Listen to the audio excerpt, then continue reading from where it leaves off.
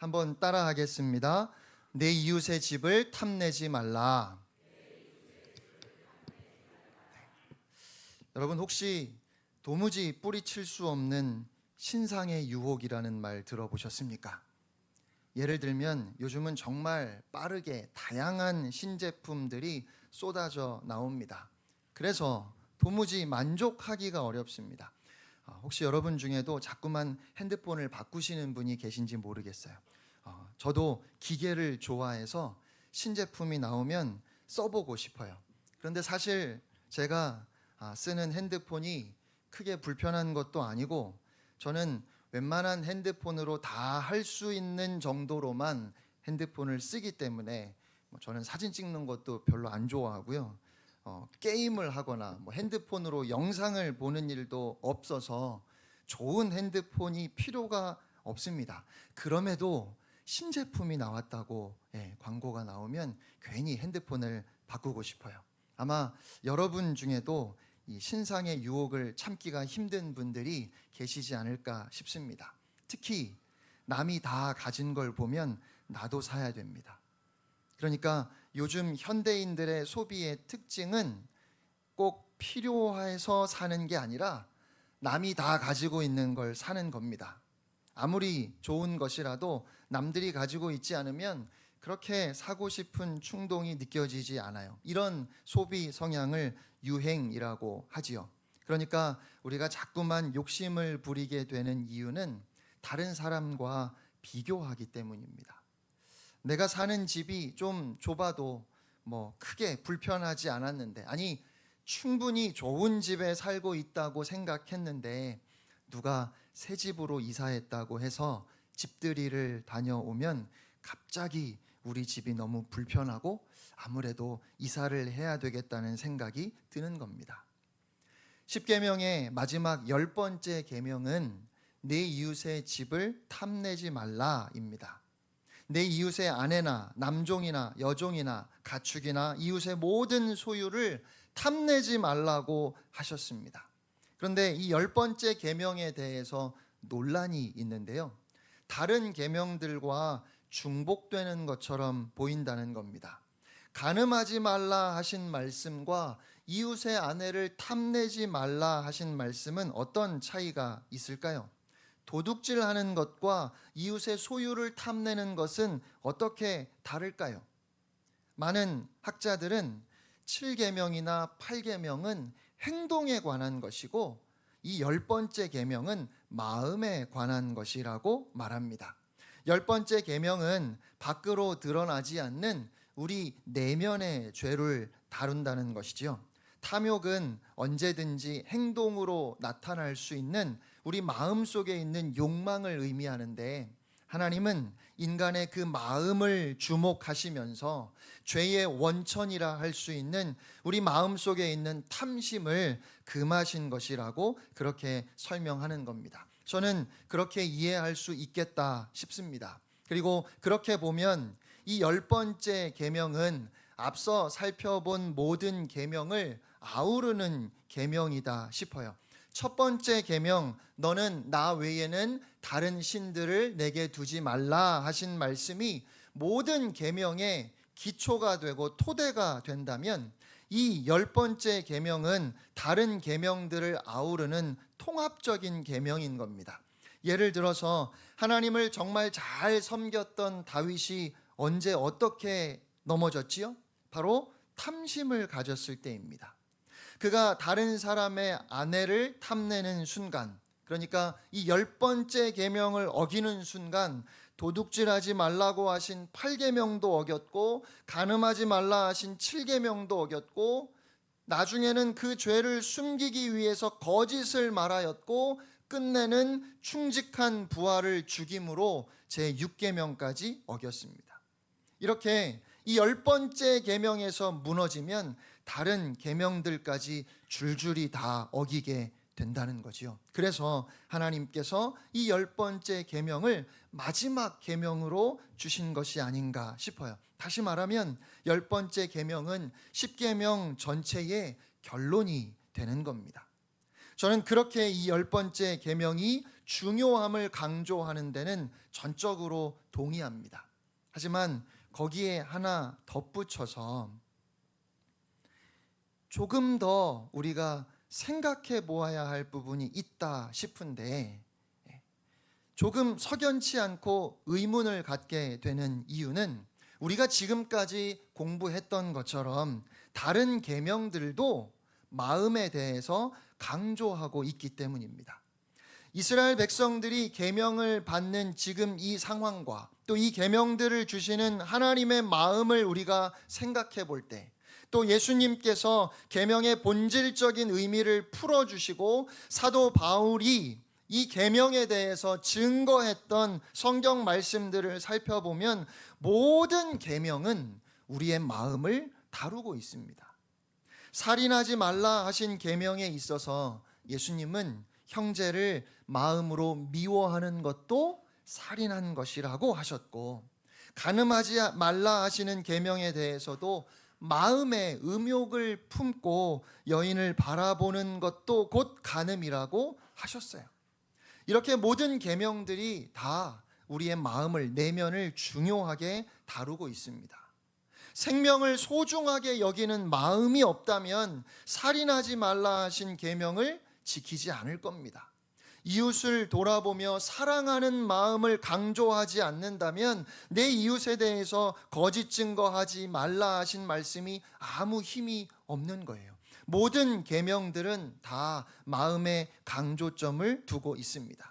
그래서 저는 다른 계명들은 외적으로 드러나는 행동에 초점을 두고 있고, 이 10번째 계명은 내적인 동기, 마음에 초점을 두고 있다는 설명이 100% 만족스럽지는 않아요. 모든 계명이 마음을 강조하고 있는 것처럼 이 10번째 계명도 마음을 강조하고 있고, 또 다른 한편으로 다른 모든 계명이 그래서 구체적으로 우리가 무엇을 어떻게 해야 하는지 실천을 요구하는 것처럼 오늘 이 마지막 10번째 계명도 우리에게 분명한 행동을 요구하고 있습니다. 그렇다면 제 10계명이 우리에게 요구하는 것은 무엇일까요? 내 이웃의 집을, 내 이웃의 모든 소유를 탐내지 말라 말씀하시는 이 계명을 통해서 오늘 하나님께서 저와 여러분에게 요구하시는 것은 과연 무엇이겠습니까? 저는 서론에서 말씀드렸던 많은 사람들의 그 소비 성향을 생각해 볼 때 이 10번째 계명을 우리가 구체적으로 실천할 수 있는 방법은 다른 사람과 비교하지 않는 것이 아닐까 싶습니다. 한번 따라 하겠습니다. 다른 사람과 비교하지 말라. 남들과 비교해서 남들보다 더 가지려고 하거나 나에게 꼭 필요한 것이 아님에도 남들이 가진 것을 내가 갖지 못했다는 사실로 인해서 불평하는 것, 그런 삶의 자세가 바로 이 10번째 계명이 금하는 모습이 아닐까 하는 겁니다. 내 이웃의 아내를 탐내지 말고 내 이웃의 소유를 탐내지 말라고 하시는 제 10계명이 간음이나 도둑질과 다른 계명이라면 비록 그것이 정당한 방법이라 할지라도, 그러니까 남의 것을 도둑질하거나 강제로 빼앗지 않더라도 다른 사람과 비교하면서 행복과 불행을 느끼고 남이 가진 것은 나도 가져야 한다고 욕심부리는 그 모습이 바로 이웃의 소유를 탐내는 모습이 아니겠는가 하는 겁니다. 남이 가진 것이 좋아 보여서 그것을 빼앗거나 훔치지는 않더라도, 정당한 방법이었다 할지라도 나도 그것을 갖기 위해서 불필요한 혹은 과도한 소비를 하는 우리가 가지고 있는 그 탐심을 경계해야 한다는 것입니다. 그래서 이 10번째 계명을 자족이라는 주제로 연결해서 우리가 생각해 볼 수 있습니다. 내 이웃의 소유를 탐내지 말라는 말씀이 만족하라, 감사하면서 살아야 한다 하는 그런 의미라면, 여러분, 자족은 도대체 무엇입니까? 여러분은 지금 자족하고 계십니까?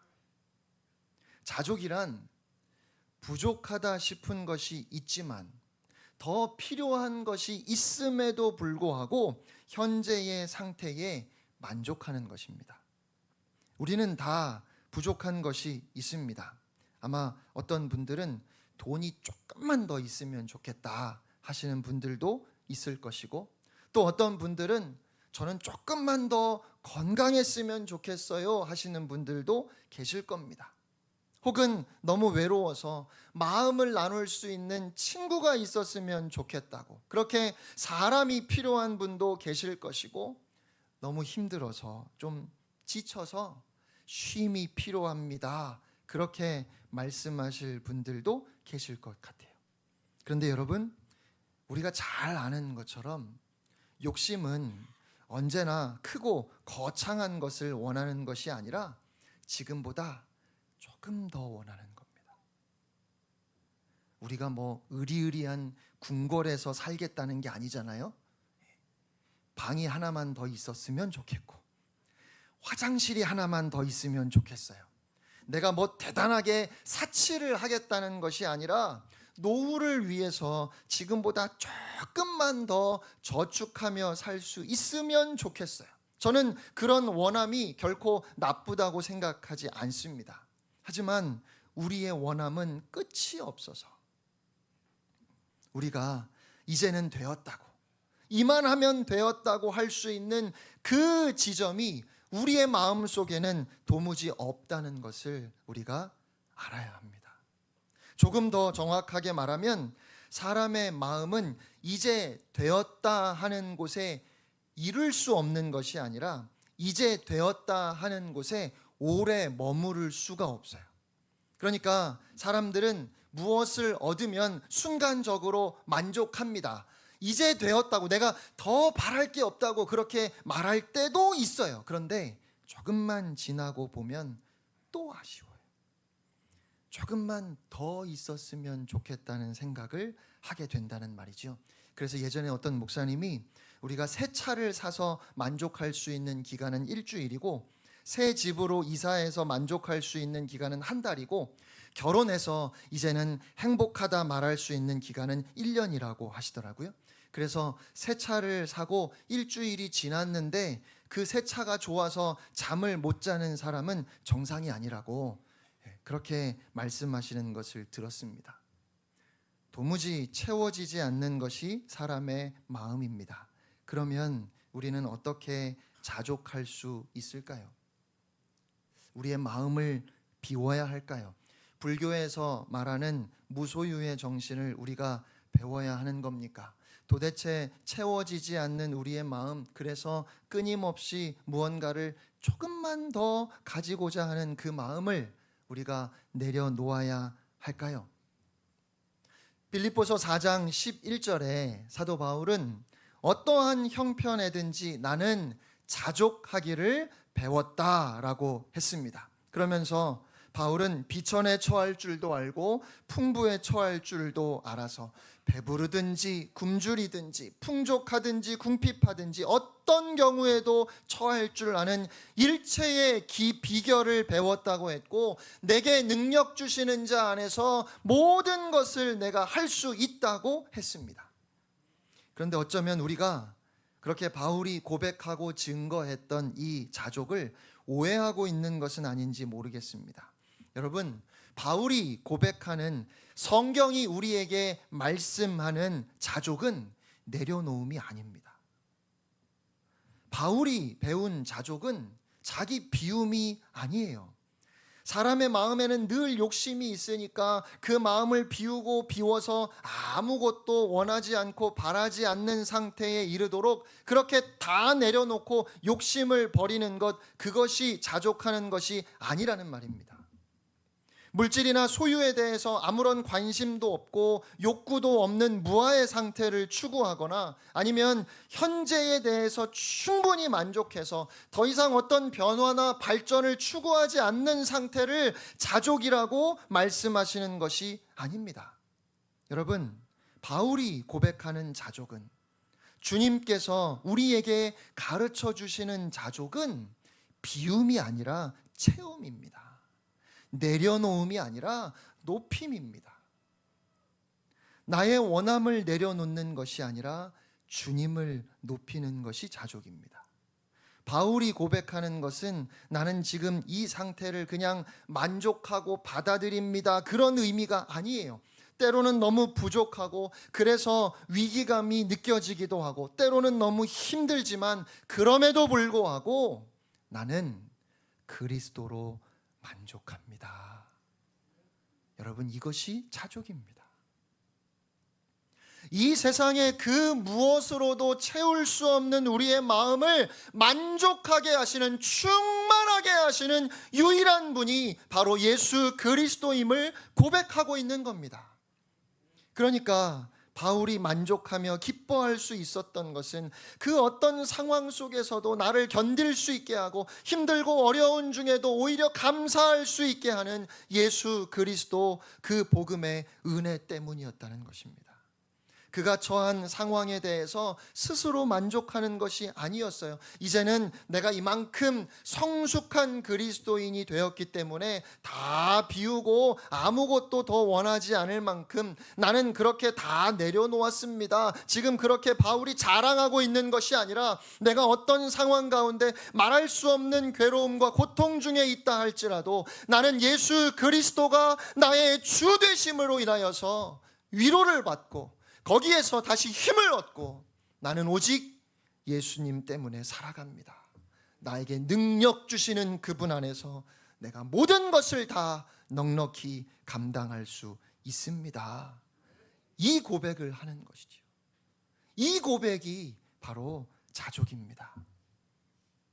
내 안에 계셔서 나에게 능력을 주시는 예수 그리스도 때문에 내가 가난하든지 부유하든지 배고프든지 배부르든지 하나님의 부르심 안에서 하나님만 경외하며 이웃을 사랑하는 의미 있는 하루하루를 살 수 있다고 하는, 그렇게 살기를 원한다고 하는 고백인 겁니다. 바울이 감사했던 것은 그가 처한 상황이 아니라 그 모든 상황 가운데 단 한순간도 바울을 홀로 버려두지 아니하시고 늘 바울과 함께 하시는 주님의 은혜가 감사했던 거예요.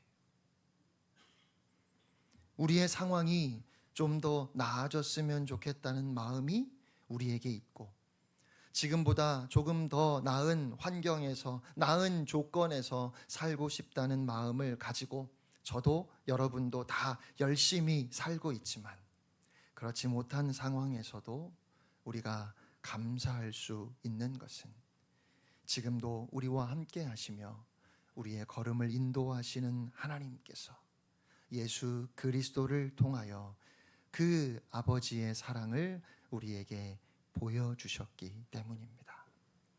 우리가 이 땅을 살아가면서 감사하는 이유는 그냥 단순히 지금은 고생하지만 이제 곧 하나님께서 나를 부자 되게 하실 것이고 하나님이 나에게 그런 영광을 주실 것이기 때문에 나는 지금도 모든 상황에서 오히려 감사합니다, 이렇게 이야기하는 것도 아니고, 많은 사람들이 이야기하는 것처럼 내가 감사하는 마음을 가지면 하나님께서 그런 내 마음을 귀하게 여기시고 감사하는 자에게 복을 주시기 때문에 복을 받기 위해서 감사하는 것이 아니라,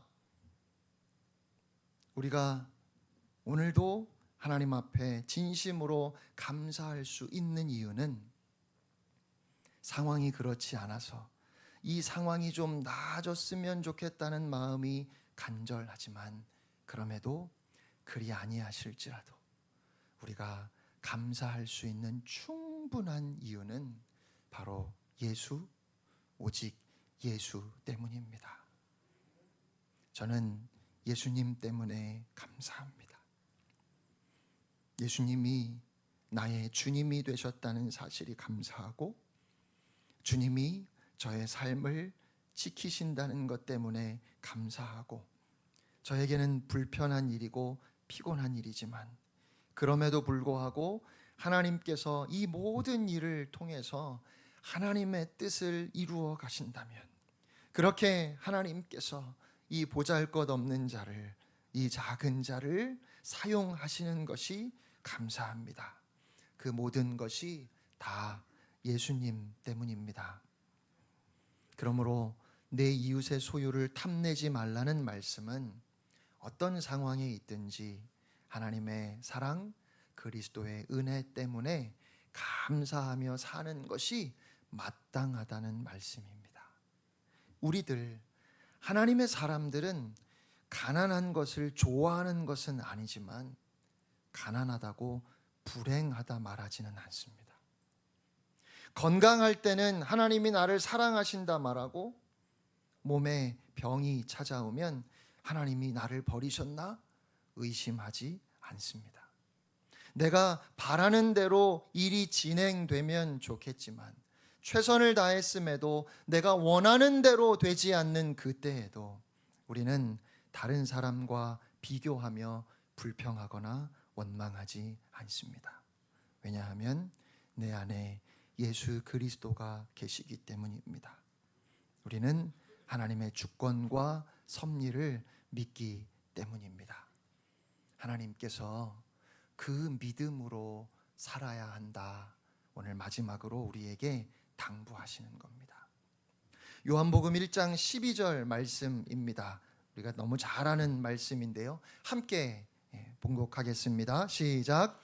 영접하는 자 곧 그 이름을 믿는 자들에게는 하나님의 자녀가 되는 권세를 주셨으니. 아멘. 하나님께서는 우리가 예수 그리스도를 나의 구주로 고백하는 순간 우리가 하나님의 자녀가 되는 권세를 주셨습니다. 만약에 제가 아주 부자라고 한번 가정을 해보지요. 그리고 저에게는 눈에 넣어도 아프지 않은 소중한 자녀가 있습니다. 언젠가 때가 되면 저는 제가 가진 모든 것을 자녀에게 물려줄 겁니다. 하지만 지금은 아닙니다.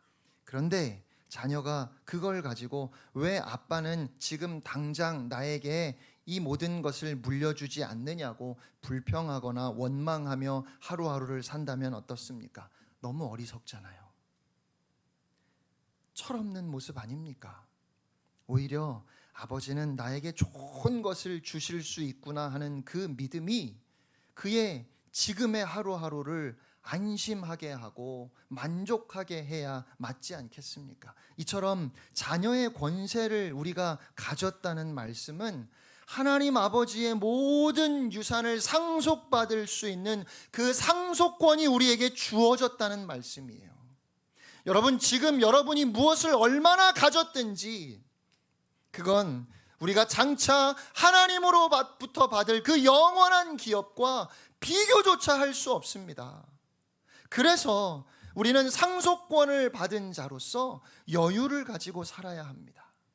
우리 그리스도인들에게서 나타나야 하는 그 너그러움, 그 관대함이 바로 이것입니다. 지금 내가 얼만큼을 가졌는지, 내 손에 얼만큼이 주어졌는지, 지금 나의 상황이 형편이 어떠하든지 그 모든 것을 다 초월해서 우리가 자족하며 넉넉한 마음으로 살아갈 수 있는 이유는 우리가 하나님의 자녀이기 때문입니다.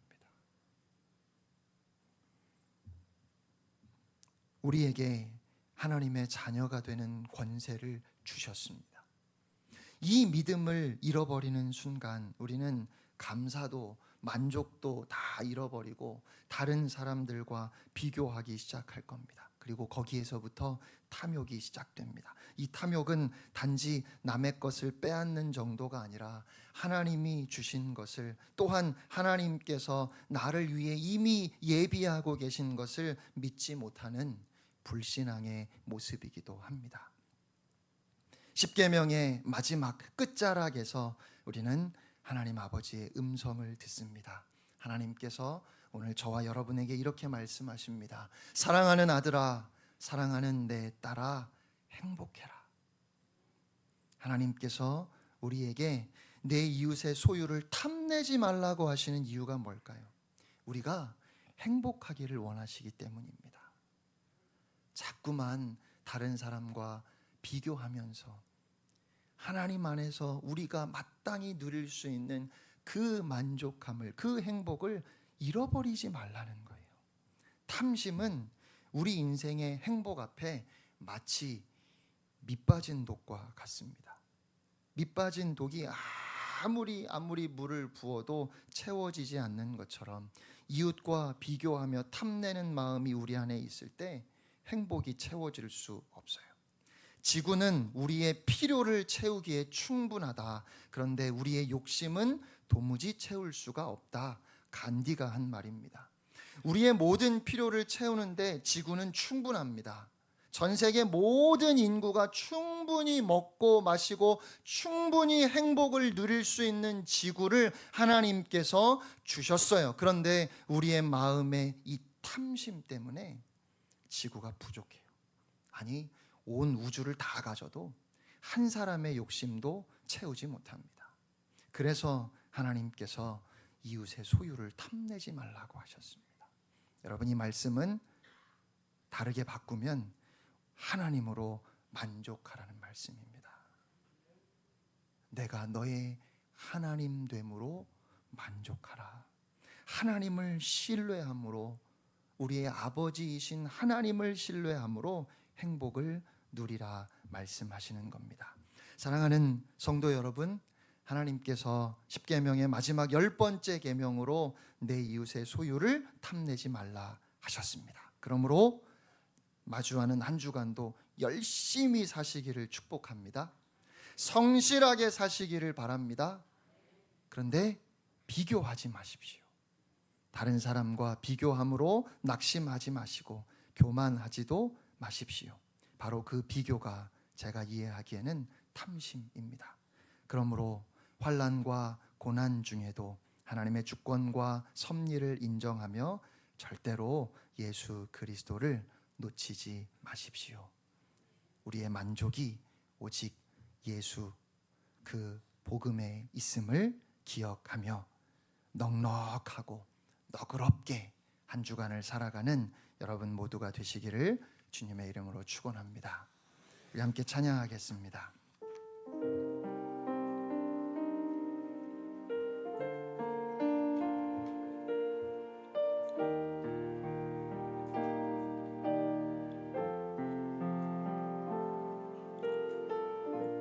내가 소망하는 아버지 나라, 내가 소망하는 아버지 나라, 주님 오시는 그날 완성되리. 우린 고대 안에 주님 오시는 그날에 마라나타. 비록 부족함과 슬픔 많아도 주를 알아갈 때 참 만족 있네. 우린 기대 안에 주님 오시는 그날에 마라나타. 주 다시 오시는 그날에 우리 보게 되리. 모든 나라와 모든 열방이 주께 경배하는 그날을 주님의 뜻이 하늘에 이루어지듯 이 땅에 이루어지는 그날, 모든 아픔 모든 눈물 모두 씻겨지리. 부활의 영광 이 땅에 이루어질 때 새 노래로 찬양하리라. 주를 향한 주를 위한 승리의 노래를 선포하리. 우리 시간 함께 기도하기를 원합니다. 하나님, 사실은 그렇게 필요한 것도 아닌데 남들이 다 가진 것을 내가 갖지 못했다 하는 그 마음 때문에 스스로 얼마나 초라해졌는지, 그렇게 절실하게 힘든 것도 아니었는데 남들은 다 잘 사는 것 같고 나만 고생한다 싶어서 못 견디게 억울하고 화가 났습니다. 그렇게 우리가 우리의 아버지 되신 하나님을 잊고 살았습니다. 아버지, 내 이웃의 소유를 탐내지 말라. 내가 너의 아버지 되어 너의 모든 필요를 채울 것이니 나로 인하여 만족하며 기뻐하며 행복하며 그렇게 믿음으로 살아야 할 것을 주께서 오늘 우리에게 말씀해 주셨사오니 이 말씀 마음에 깊이 새기고 오직 예수, 오직 복음, 오직 하나님의 은혜 안에서 넉넉하게, 너그럽게, 관대하게 한 주간을 살아가는 우리 모두가 되게 하여 주시옵소서. 우리 다 같이 한 음성으로 기도하겠습니다. 살아계신 하나님 아버지, 은혜를 감사합니다.